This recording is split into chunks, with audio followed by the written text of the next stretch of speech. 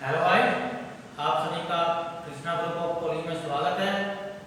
हमारा जो बीएड 2 वर्षीय प्रोग्राम है, हम आज की इस वीडियो में बीएड सेकेंड ईयर में जो ऑप्शनल पेपर होते हैं उनमें अध्ययन करेंगे।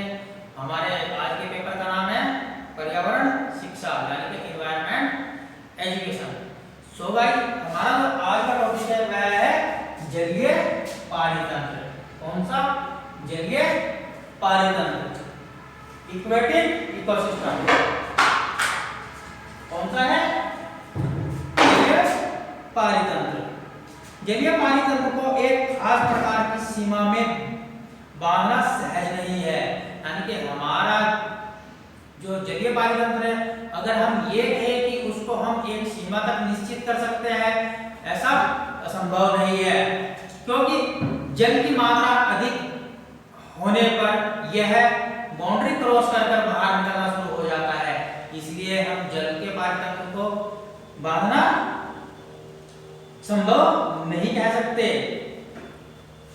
क्योंकि जहां से पानी का स्रोत प्रारंभ होता है वहां से उस जल तक जहां पर वह अंतिम रूप में एकत्रित होता है, यानी कि जहां से जल का जो स्रोत है वह स्टार्ट होता है, यानी कि शुरू होता है, या ये कह सकते हैं प्रारंभ होता है, वहां से उस स्थान तक जहां पर वह अंतिम रूप में इकट्ठा होता है, यानी कि एकत्रित होता है अथवा मिलता है। अनेक प्रकार के पारितंत्रों से निकलना होता है, यानी कि उस जल का अनेक प्रकार के जो जलीय पारितंत्र हैं उनसे निकलकर वह जाता है या इकट्ठा होता है। कुछ समानता होते हुए भी इन सभी पारितंत्रों की अपनी अपनी कुछ विशेषताएं होती है, यानी कि जितने भी जलीय पारितंत्र हैं उनमें कुछ समानता तो है, लेकिन उस समानता होते हुए भी उनकी अपनी अलग से एक विशेषता है।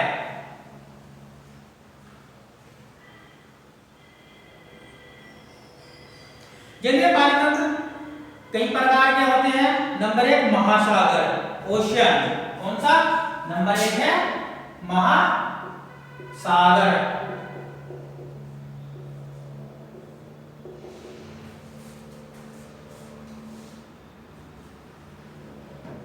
पानी के बृहद भंडार जो पृथ्वी की सतह का 70% भाग घेरे हुए है, महासागर कहलाता है।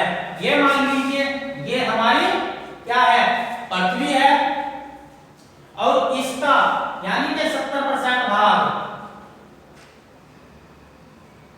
जो ये है 70% भाग इस पर जल है, यानी कि महासागर है।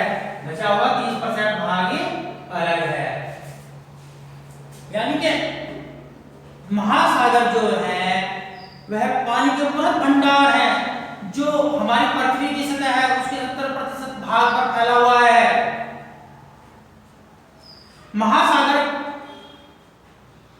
कहलाते हैं, यानी कि जो बहुत अधिक एरिया में को फैला हुआ जल का भाग है उसे क्या कहते हैं? महासागर।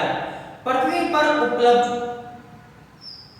समस्त जल का 57% भाग इसमें रहता है, यानी कि जो पृथ्वी पर जल उपलब्ध है क्या है? यानी कि ये क्या है? हमारी पृथ्वी है, मान लीजिए हमारी पृथ्वी है, और इस पृथ्वी पर 100% में से, यानी कि 100% में से जो जल है, यानी कि ये मान लीजिए 100% जल है जो पृथ्वी को प्राप्त होता है, लेकिन इसमें से 97% जो जल है वह कहाँ है? महासागरों में। कहाँ है? महासागरों में। और जो पीने योग्य नहीं है, ये जल क्या है? पीने योग्य नहीं है। जो 97% जल है, जो कि पूरे 100% में से 97% जल कहाँ है? महासागरों में, और यह 97% जल पीने के योग्य नहीं है। अगर इस जल को पी लेते हैं, एक दिन पी लिया चलो कोई बात नहीं, लेकिन अगर कंटिन्यू पीते हैं तो बीमार हो जाएंगे, जिसके कारण मृत्यु भी हो सकती है।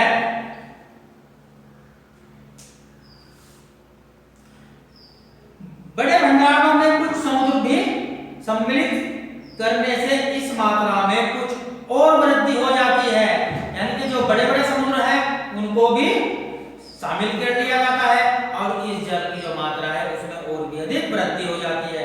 ज्ञान की दृष्टि से यह जानना उचित होगा कि पूरी पृथ्वी पर पानी की समस्त मात्रा 1.46 बिलियन घन किलोमीटर पानी है। कितना है? 1.46 बिलियन घन किलोमीटर। संपूर्ण पृथ्वी पर कितना जल है? 1.46 बिलियन यानी कि 1.40 बिलियन घन किलोमीटर पानी है।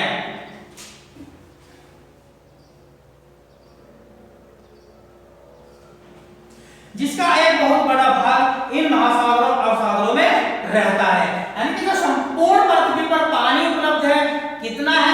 1.46 बिलियन घन किलोमीटर, लेकिन इसका बहुत बड़ा भाग, यही मान लीजिए कि जो 100% जल का भाग है, इसे हम अगर 100% माने तो इसका 97% भाग कहाँ है? महासागरों और सागरों में स्थित है, जो कि पीने योग्य नहीं है। हमारा नेक्स्ट पॉइंट है झीलें, जिसे हम कहते हैं लेक। क्या है दूसरा पॉइंट? झीलें।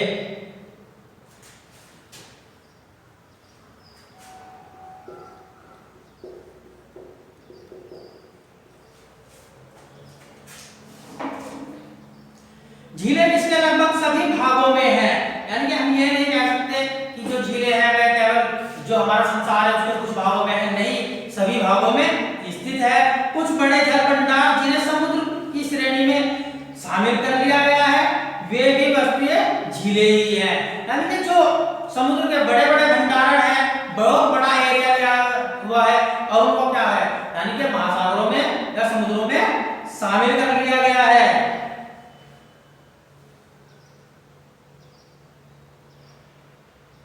लेकिन वास्तव में क्या है? वो भी झीलें ही है। क्या है? झीलें हैं। क्या है? बड़ी झीलें हैं, लेकिन उनकी जो वृहद एरिया है, बहुत अधिक एरिया है, जिस उसके कारण उन्हें समुद्रों में शामिल कर लिया गया है, क्योंकि वे सभी चारों तरफ से भूभाग से घिरी होती है। क्या है? जो झीलें होती है वे चारों तरफ से भूभाग से घिरी होती है। ये मान लीजिए ये हमारी कोई झील है, यहाँ पे सारे में क्या है? जल की मात्रा है इस झील में, लेकिन पृथ्वी के ये जो है ये भूभाग से, पृथ्वी के भूभाग से घिरी होती है। यानी कि पृथ्वी के जो एरिया भूभाग है उससे जो घिरा हुआ ढका हो जाएगा, ये मान लो उसे हम क्या कहेंगे? झील कहेंगे। काला सागर यानी कि ब्लैक सी, गोलिलू सागर, द सी ऑफ गोलिलू और कैस्पियन सागर इस प्रकार के उदाहरण है।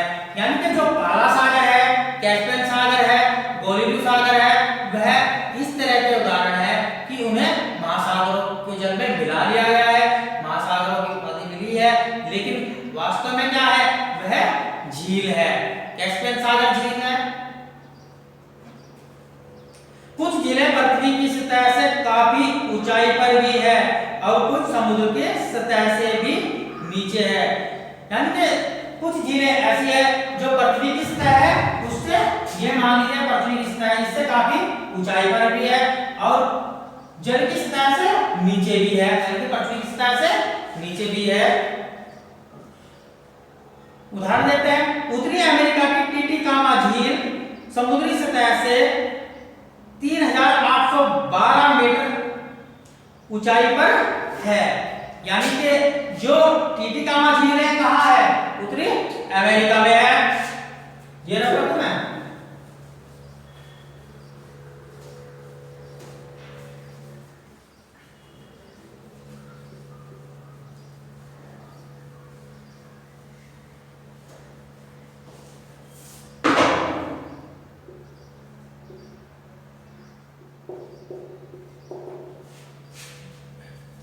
उत्तरी अमेरिका में कौन सी है? टिटिकामा झील, सॉरी टिटिकाका झील है। यानी कि उत्तरी अमेरिका, टीटीकाका झील, यानी कि ये झील समुद्री सतह से 3812 किलोमीटर है।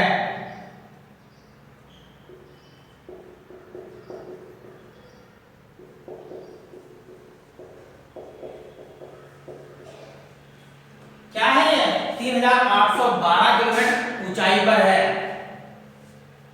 यानी कि जो समुद्र की सतह है उससे भी 3812 किलोमीटर ऊंचे स्थान पर है। ये मान लीजिए ये हमारे समुद्र की सतह है, लेकिन यह 3812 मीटर ऊंचाई पर स्थित है, यहां पर है। काला सागर, डेड सी, इजराइल और जॉर्डन के मध्य समुद्री सतह से 395 मीटर नीचे स्थित है। यानी कि क्या है, जो काला सागर है, काला सागर जो है वह 395 मीटर नीचे है, किससे? समुद्री सतह से।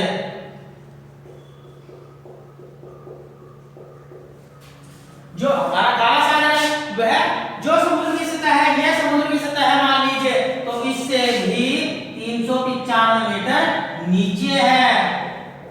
ये देखिए, यानी कुछ झीलें समुद्र की सतह से ऊंचाई पर है और कुछ झीलें समुद्र की सतह से नीचे है। ऑस्ट्रेलिया की आयर झील समुद्री सतह से 16 मीटर नीचे है, जो ऑस्ट्रेलिया के अंदर है। कौन सी? ऑस्ट्रेलिया में, ऑस्ट्रेलिया के अंदर लायर झील है। लायर झील कौन सी है भाई? सॉरी, आयर झील है वो, आयर झील। यह 16 मीटर नीचे है समुद्र की सतह से। कितने मीटर? 16 मीटर नीचे है। तो इस प्रकार हम कह सकते हैं कि कुछ झीलें समुद्र की सतह से ऊपर भी है और कुछ झीलें समुद्र की सतह से नीचे है।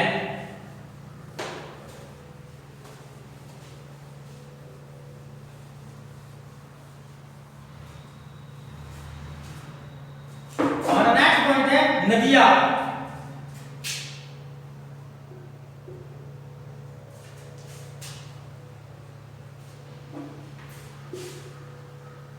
नदी पर बड़ी की मात्रा आएगी बट नदियों पर छोटी की मात्रा आएगी,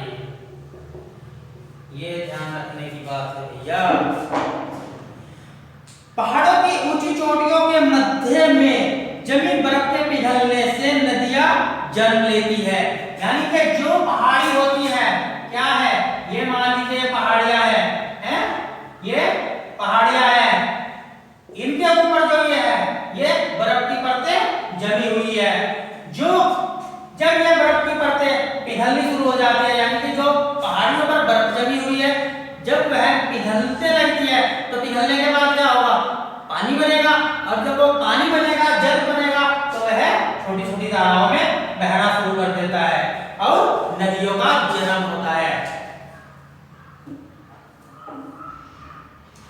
और ऊंचाई से नीचे की ओर मोटी धारा के रूप में बहकर ये किसी बड़े जल भंडार में समर्पित हो जाती है। यानी कि ऊपर से छोटी छोटी धाराओं में बहने के बाद ये रास्ते में एक दूसरे से मिलती चली जाती है, जिससे कि यह बड़े, यानी कि क्या कहते हैं, बड़े रास्तों के साथ, यानी कि बड़ी होती चली जाती है। पहले छोटी धारा थी, जैसी 1 की 2 बनी, 2 की 4 बनी, आपस में मिल गया तो जल भंडार की जो राशि है वह बढ़ती चली गई और धारा भी बढ़ती चली गई और यह किसी जल भंडार में समर्पित या समाहित हो जाती है।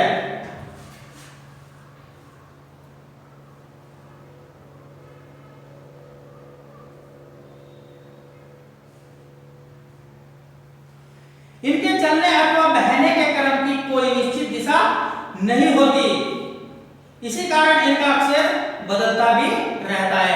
यानी कि इनकी जो बहने की या चलने की दिशा होती है वह कोई भी निश्चित नहीं कह सकते, कि भाई इनकी कोई दिशा निश्चित होती है, क्योंकि इनके बहने का या चलने का अक्सर जो रास्ता है वह बदलता रहता है। मान लीजिए ये नदी बह रही है, लेकिन यहाँ पर रास्ते में अगर इसके सामने कुछ रुकावट आ गई तो ये अपना रास्ता ऐसे बदल सकती है। यानी कि जब कठोर चट्टान, अगर मुलायम चट्टान होगी तो उसको तो धीरे धीरे काट सकती है, लेकिन जब कठोर चट्टान हो जाएगी तो वह इसकी बराबर में से अपना रास्ता बनाना शुरू कर देती है और अपना रास्ता बदल लेती है।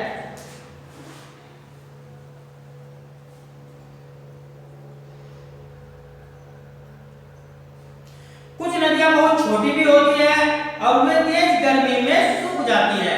यानी कि जो नदियां छोटी होती है तो क्या होगा, उनका जो जल स्तर है वह इतना नहीं होता, यानी कि उनके अंदर जल की मात्रा अधिक नहीं होती, जिसके कारण वह गर्मियों में या अधिक तेज गर्मी में क्या होगी, सूख जाएगी या सूख जाती है।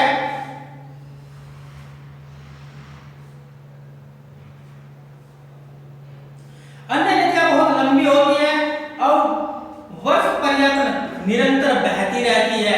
यानी कि कुछ नदियां काफी लंबी होती है, बड़ी होती है, चौड़ी होती है, जो वर्ष भर निरंतर बहती रहती है।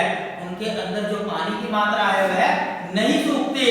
अभी हमारी गंगा नदी देख लीजिए, यमुना नदी देख लीजिए, क्या आपने कभी सुना है कि गंगा नदी आज संपूर्ण तरीके से सूख गई? नहीं। यानी कि कुछ नदियां ऐसी होती है जो कि निरंतर चलती रहती है, अपने साथ लाई उपजाऊ मिट्टी को तल पर छोड़ देती है। यानी कि जब एक नदी रास्ते में से जो उसके साथ मिलेगा उसको अपने साथ बहा कर ले जाएगी, और जैसे जैसे धीरे धीरे उसके रास्ते में कुछ रुकावटें आनी शुरू होगी तो अपने साथ बहाया हुआ मलबा या उपजाऊ मिट्टी वह वहीं पे निक्षेप करती हुई चली जाएगी, यानी कि छोड़ती हुई चली जाती है। लेकिन वही बहाकर आई रेत, बजरी, कंकड़ और बड़े बड़े पत्थर तथा शिलाओं को किनारे पर एकत्रित कर पाल भी बना देती है। यानी कि कर पाल बना देती है, जो अपने साथ जब ऊपर पहाड़ी से तेज गति से आएगी तो अपने साथ बड़े बड़े पत्थर लेके आएगी, शिलाएं लेके आएगी, उनको वह अपने किनारे पर ही छोड़ देती है, जिन्हें पाल कहते हैं, पाल भी बनाती है। इसमें नदियों का बहाव निरंतर एक निश्चित क्रम में हो जाता है। यानी कि जो बढ़िया नदियां होती है उनका जो बहाव है वह निरंतर एक निश्चित क्रम में चलता रहता है। आज के लिए इतना ही। आप सभी का धन्यवाद। Thank you.